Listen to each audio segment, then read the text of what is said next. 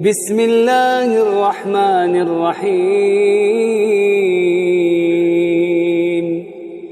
Jadi waktu itu selalu terus ya, cepat berlalu, apalagi akhir zaman ini waktu terasa segitu cepat ya. Maka dari itu Bapak Ibu yang dirahmati Allah Subhanahu wa taala, sekali lagi mari kita manfaatkan dengan sebaik-baiknya momentum Ramadan kita kali ini untuk bertakarrub kepada Allah, mendekatkan diri kita kepada Allah, kita bertobat kepada Allah Subhanahu wa taala, dan kita berusaha untuk mengisi umur kita ini, sisa-sisa hidup kita ini dengan berbagai aktivitas amal saleh.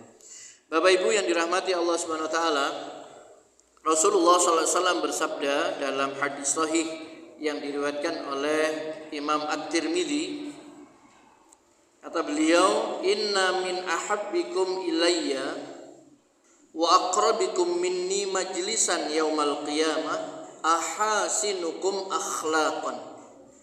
Kata Nabi, sesungguhnya orang yang paling aku cintai di antara kalian dan yang paling dekat tempat duduknya denganku pada hari kiamat adalah orang yang paling baik akhlaknya.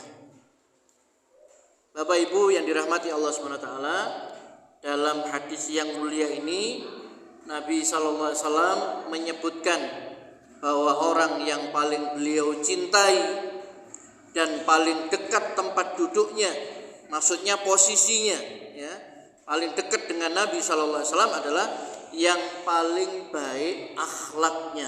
Ahasinukum akhlakon.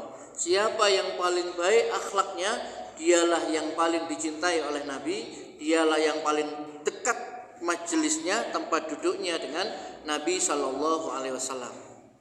Dengan catatan, dia adalah orang yang bertauhid, yang mengimani la ilaha illallah, dan dia mengerjakan sholat. Kalau Ramadan, puasa Ramadan. Kalau dia orang kaya, tetap membayar zakat. Jadi tidak berdiri sendiri.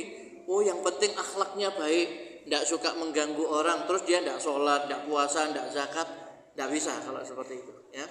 Jadi ini adalah orang-orang yang mereka sudah beriman dengan la ilaha illallah Muhammadur Rasulullah, kemudian dia sudah melaksanakan perintah-perintah Allah yang wajib, sholat 5 waktu, membayar zakat, puasa di bulan Ramadan, kalau mampu dia berhaji. Nah, baru ini berlaku. Orang yang paling aku cintai dan yang paling dekat majelisnya denganku pada hari kiamat di antara kamu adalah yang paling baik akhlaknya. Nah, Bapak Ibu yang dirahmati Allah Subhanahu wa taala, di antara akhlak baik yang sangat dicintai oleh Allah Subhanahu wa taala itu adalah orang yang suka memberikan kemudahan kepada orang lain. Ini akhlak yang sangat baik, yang sangat disukai, sangat dicintai oleh Allah. Senang memberikan kemudahan kepada orang lain ya. Maknanya di sini suka memudahkan orang saat bermuamalah ya.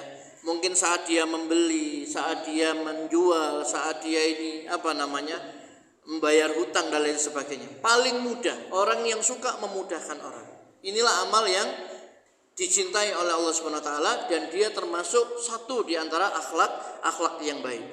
Nabi SAW bersabda, innallaha yuhibbu samhal baik, samhas syira, samhal qada ya.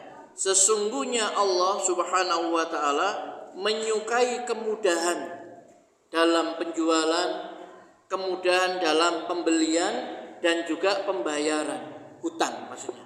Allah itu senang kalau orang itu jual beli itu mudah ya, jual mudah misalkan. Karena dia mungkin jualan kulaannya sekian, ditawar sekian, sudah untung ya sudah berikan ya. Begitu juga yang nawar ya, yang membeli juga mudah. Ini berapa harganya? 1.000 ya, 900 ya. Atau dia nawar berapa dikasihkan begitu ya, atau dia membeli ya. Mudah dalam jual beli. Tidak seperti orang yang menawarkan barang dagangan setinggi-tingginya untuk mendapatkan untung yang sebesar-besarnya, yang menawar dengan serendah-rendahnya. Itu kan berat kalau seperti itu ya. Jadi dia yang dicintai Allah, sesungguhnya Allah menyukai kemudahan dalam penjualan. Menjual gampang, pokoknya wis untung kasihkan ya. Yang membeli juga begitu mudah. Pokoknya dia sudah nawar, misalkan 1.000 jangan nawar 100 atau 200, 1.000 misalkan 800 atau 900 dikasihkan. Termasuk juga dalam apa? Samhal qadha, ya, mudah di dalam pemenuhan, pembayaran utang. Kalau kita mungkin kadang-kadang kita kan punya utang gitu. Kalau kita itu hutang mudah untuk memenuhi utang. Kalau memang kita sudah mampu melunasi, kita lunasi. Tidak perlu sampai ditagih sampai berkali-kali, ya, seperti itu. Nah, Allah cinta dengan orang-orang yang memberikan kemudahan itu. Ya, di sini disebutkan samaha. Samaha itu apa? Samaha itu kalau secara bahasa dia ini halus, lunak dia ini, ya. Kalau menurut istilah samaha itu adalah murah hati di dalam bermuamalah, ya, dengan cara memberikan kemudahan-kemudahan, ya, dan lembut, ya, di dalam urusan dan tidak ada kekerasan, gampangan. Orangnya itu murah hati, gampangan, ya. Apa kalau bahasa anunya, Pak? Ringan tangan, mudah menolong, ya, Pak, ya. Yes, pokoknya gampangan gitu, ya. Enak gitu, ya.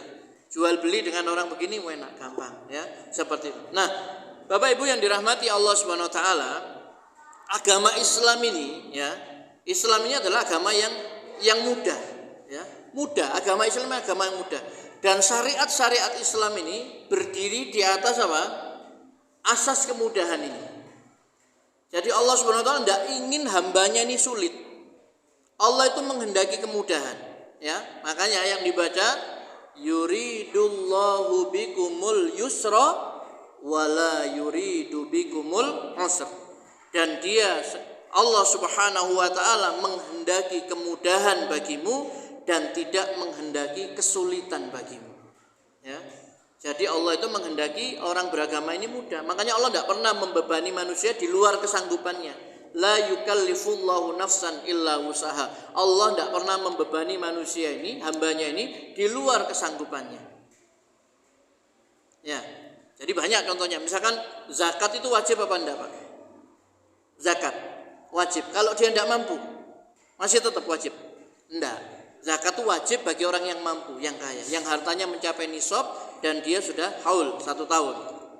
Ya, begitu juga dengan apa? Haji wajib, rukun Islam yang kelima. Tapi kalau tidak mampu, tidak wajib. Begitu juga dengan puasa Ramadan ini wajib, diwajibkan oleh Allah SWT. Tapi kalau dia puasa kemudian sakit, tidak kuat, tidak wajib. Boleh dia berbuka, mengganti dengan bayar fidyah, memberi makan 1 orang miskin. Panjenengan sholat tidak bisa berdiri, duduk juga berat karena sakit, berbaring. Agama ini mudah, ya. Kalau datang waktu sholat kita harus berwudu, tidak ada air, tayamum. Mudah, agama itu sangat mudah sekali. Dalam situasi yang sangat berat misalkan, ya, tidak ada makanan, tidak boleh kita makan nunsewu, ya, makan babi, ya, celeng dan. Tapi kalau tidak ada makanan sama sekali, ya, hanya itu adanya. Kalau dimakan kita, kalau tidak dimakan kita apa? Mati, ya, maka boleh. Darurat, ya. Jadi agama ini sangat mudah sekali, ya. Makanya dalam Al-Qur'an Allah juga mengatakan apa? Wa ma ja'ala 'alaikum fid dini min haraj. Dan dia sekali-kali tidak menjadikan untukmu sesuatu kesempitan dalam agama. Jadi keliru kalau orang punya pandangan agama ini sulit, kita diatur ini. Enggak, agama itu sangat mudah, ya. Jadi agama ini sangat mudah. Nah, Bapak Ibu yang dirahmati Allah Subhanahu wa taala, Allah senang dengan kemudahan dan cinta kepada orang-orang yang suka memberikan kemudahan-kemudahan, ya. Allah suka memberikan keringanan-keringanan bagi orang yang safar, harusnya dia puasa boleh tidak puasa. Sholatnya 4 rakaat dia dikosor boleh. Allah memberikan keringanan-keringanan, suka memberikan kemudahan-kemudahan, ya. Dan Allah senang kalau hambanya itu juga apa? Berakhlak atau memiliki sifat suka memudahkan orang lain di dalam bermuamalah. Banyak hadis-hadis Nabi SAW yang menyebutkan tentang keutamaan, ya, orang-orang yang suka memberikan kemudahan kepada orang lain ini. Di antaranya apa? Nabi SAW bersabda, adkhalallahu azza wa jalla rajulan kana sahlan mushtariyan wa ba'ian wa qadiyan wa muqtadiyan al jannah. Allah akan memasukkan ke surga orang yang murah hati, ya. Allah akan masukkan ke surga orang yang murah hati ketika menjual, ketika membeli, dan ketika menunaikan kewajiban dan ketika menuntut hak. Ya, menunaikan kewajiban ini kalau dia punya utang, kewajibannya nyaur. Menuntut hak ini kalau dia punya piutang, dia itu nagih kalau sudah temponya. Tapi dia memberikan kemudahan, yang ditagih tidak punya dikasih kelonggaran. Jadi tidak langsung dibawakan pistol, Pak. Ya, bayar, tak bayar tak dor. Ya. Jadi Allah akan memasukkan ke surga orang yang murah hati. Murah hati ketika dia ini membeli, ketika dia ini menjual, ketika dia menunaikan kewajiban dan ketika menuntut hak. Ini hadisnya sahih diriwayatkan oleh An-Nasa'i.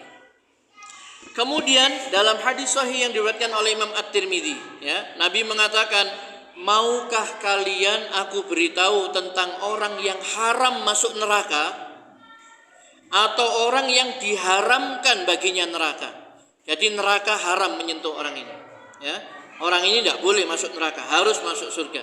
Kata Rasulullah Sallallahu Alaihi Wasallam, neraka itu diharamkan atas orang-orang yang bersikap lemah lembut terhadap kerabat, keluarga, dan dia suka memberikan kemudahan. Jadi dengan keluarga dekat, gampangan, mudah, ya. Jadi kata Nabi seperti itu, ya. Allah ukhbirukum biman yahrumu 'alan nar au biman tahrumu 'alaihin nar ala kulli qaribin hayyinin sahlin. Ya, maukah kalian aku beritahu tentang orang yang haram masuk neraka atau orang yang diharamkan baginya masuk ke dalam neraka. Neraka itu haram bagi orang yang bersikap lemah lembut terhadap kerabatnya.